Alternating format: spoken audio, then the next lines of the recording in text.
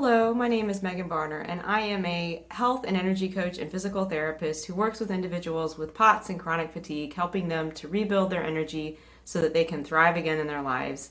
I'm very passionate about helping this group of individuals as I myself am one of them. I have been navigating POTS and chronic fatigue and hypermobile Ehlers-Danlos syndrome over the last decade plus, and I rebuilt my energy so that I could get back to doing what I love, helping others thrive again in their lives. And you can too.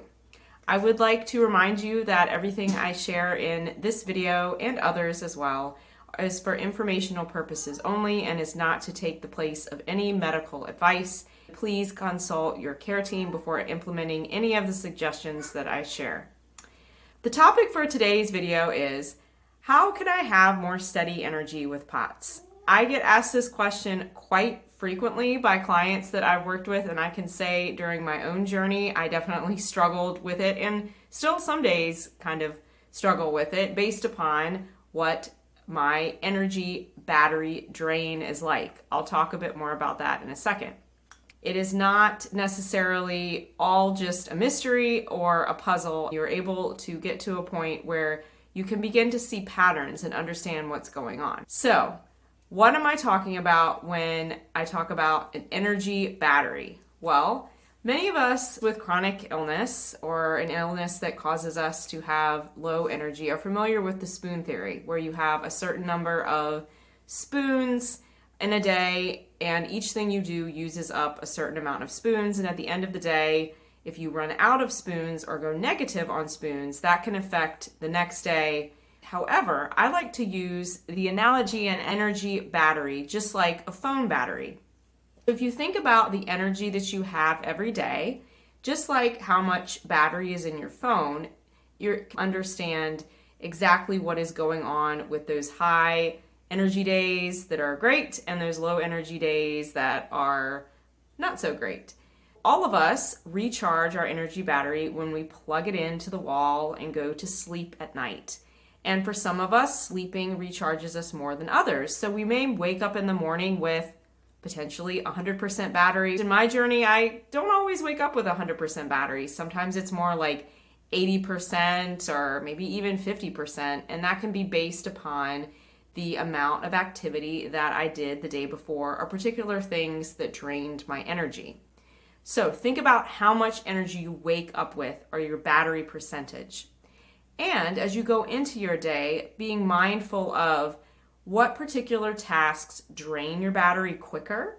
Think about like having multiple apps open on your phone. Oftentimes multitasking or having multiple demands on our attention or lots of sensory inputs at once can become more draining. For clients that I've worked with, I've heard quite a few different things. Some like to wear earplugs or earphones or wear sunglasses, or try to avoid more crowded spaces for a portion of their day. It's dependent upon what is draining their battery and if they can reduce the amount of sensory input to help their energy battery last longer. Remember that we're all different, and those are just some examples that you may want to consider. So what are some other things about the energy battery? Well, just like our phone starts warning us when we have usually 20% battery or so left and say, do you want to go into energy saving mode? Our body starts sending us warning signals or some signs that we're beginning to get fatigued.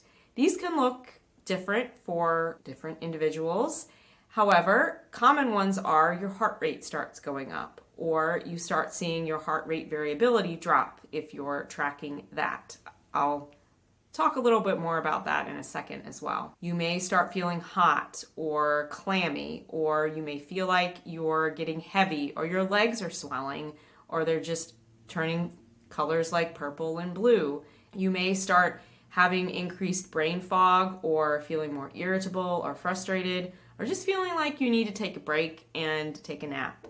Listen to the signals that your body is sending you, just like if you had a phone flashing at you that you're having 20% or 10% battery left.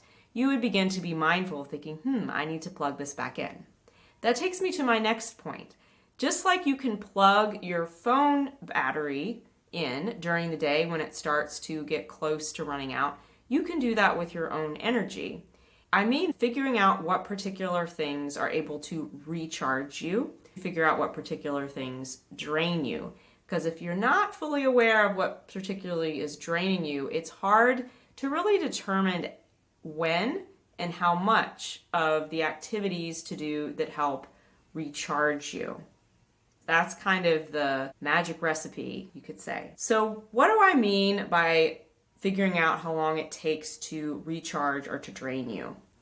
Well, oftentimes the mystery behind a high or an energy day that's low is actually looking back not on necessarily the day before, but maybe 2 to 3 days before. That it can take that amount of time for something that's impacted our energy to actually show up. This can be seen in your heart rate trends and your heart rate variability trends. Heart rate variability is used as a proxy to see how well our body is able to shift into that regenerative recovery mode, and especially looking at overnight HRV, in my experience, can be helpful insight into what may have been draining us. I do want to point out that it may not be as obvious as you think. It's not just activities that we do. It's also the people that we're around, the amount of time that we're around them, the types of foods that we eat, the types of environment that we're exposed to, how well we're doing on hydration and electrolytes. That's a huge one that I've noticed in my own journey and quite a few clients. When you're not keeping up with your hydration, your body starts sending out stress signals and it's not able to plug in and recharge its battery as well. The timing of meals, along with the timing of hydration, is also important. Once you figure out what particular things are draining your battery, you can start thinking about bookending your day or an event that is going to potentially drain your battery a lot with particular recharging practices. Recalibrate the nervous system into recovery mode after an event and before the event. Recharging practices can involve a good night's sleep or a short nap, implementing some mind-body techniques, using either top-down or bottom-up. I've referred to some of these in my other videos.